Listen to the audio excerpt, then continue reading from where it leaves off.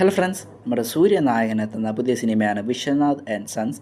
സിനിമയുടെ ഒഫീഷ്യൽ ട്രെയിലറൊക്കെ ഇറക്കി അത്യാവശ്യം മികച്ച റെസ്പോൺസൊക്കെ കിട്ടിയിട്ടുണ്ടായിരുന്നു. ഇതൊരു ഫാമിലി ഡ്രാമ മാത്രമല്ല, അത്യാവശ്യം ആക്ഷൻ സീക്വൻസൊക്കെ ഉള്ള ഒരു ത്രില്ലർ സിനിമ തന്നെയായിരിക്കും, പ്രത്യേകിച്ച് സൂര്യ ഫാൻസിന് വേണ്ടി.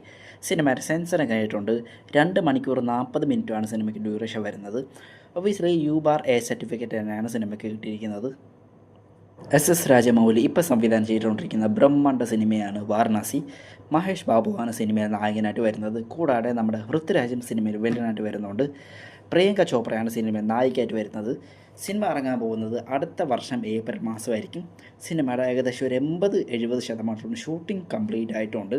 ഇനി ബാക്കിയുള്ളത് 20% മാത്രമാണ്. പിന്നെ അതിനകത്ത് ക്ലൈമാക്സ് ഭാഗവും പിന്നെ CG വർക്ക് അത്യാവശ്യം ഉണ്ടെന്നാണ് പറയുന്നത്. പിന്നെ അന്റാർട്ടിക്ക വെച്ച് ഷൂട്ട് ചെയ്യുന്ന ആദ്യത്തെ ഇന്ത്യൻ സിനിമയും കൂടിയാണ് വാരണാസി.